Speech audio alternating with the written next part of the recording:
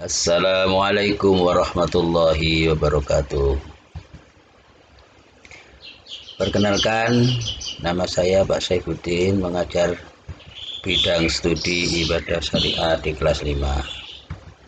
Baik anak sekalian, sehat ya semuanya ya.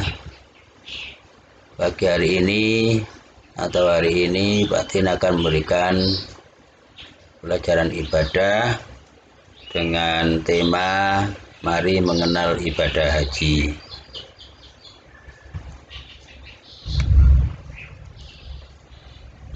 Yang pertama yaitu pengertian haji, yang kedua dalil perintah haji, yang ketiga syarat haji, yang keempat rukun haji, yang kelima wajib haji, dan yang keenam sunnah haji. Ini materi yang akan kita pelajari pada pagi hari ini. Baik anak sekalian, yang pertama kita pelajari dan mari kita perhatikan betul-betul, yaitu pengertian haji.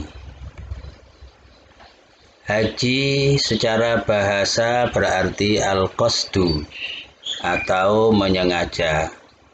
Sedang dari segi istilah adalah mendatangi Baitullah atau Ka'bah untuk melakukan beberapa amal ibadah dengan tata cara tertentu dan dilaksanakan pada waktu yang tertentu pula menurut syarat-syarat yang ditentukan oleh syarak, semata-mata mencari ridho Allah Subhanahu wa Ta'ala.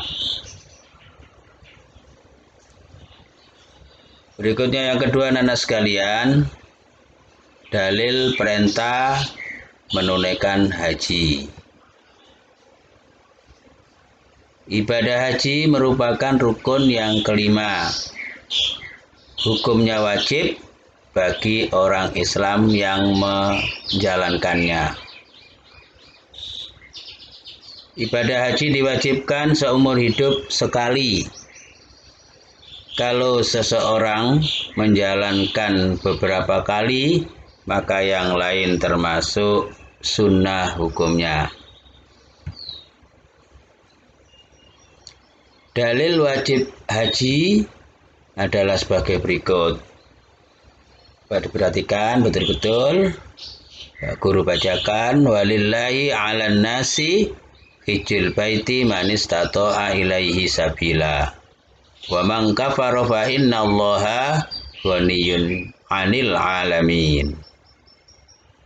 Yang artinya mengerjakan haji adalah kewajiban manusia terhadap Allah, yaitu bagi orang yang sanggup mengadakan perjalanan ke Baitullah.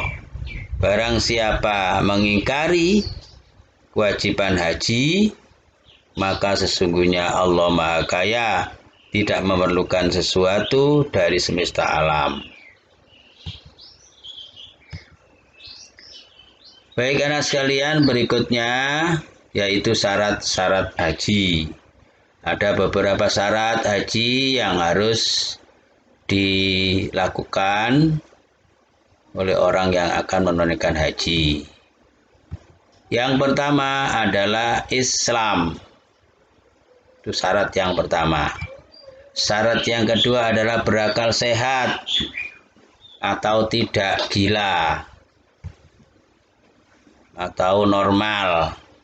Yang ketiga adalah balik, sudah cukup umur.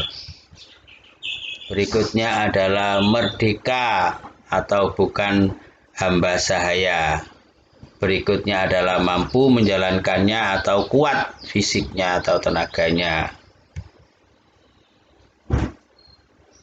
Berikutnya anak-anak sekalian, yaitu rukun haji. Yang pertama yaitu ihram atau berpakaian serba putih seperti yang ada atau yang kita lihat pada gambar yang ada di sampingnya itu. Kemudian yang kedua, rukun haji adalah wukuf di Arafah.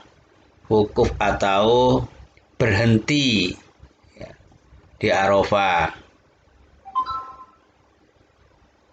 Yang ketiga adalah tawaf. Yang keempat adalah sa'i atau lari-lari kecil. Kalau tawaf tadi keliling Ka'bah, mengelilingi Ka'bah. Yang berikutnya sa'i atau lari-lari kecil. Kemudian yang keempat adalah tahallul atau menyukur rambut. Yang keenam adalah tertib, artinya harus urut setelah ihram, wukuf di Arafah, tawaf, sa'i, dan tahallul. Itu harus urut. Ya, tidak boleh dibalak-balik. Setelah ihram itu tawaf, terus tahallul, sa'i, baru wukuf, tidak boleh.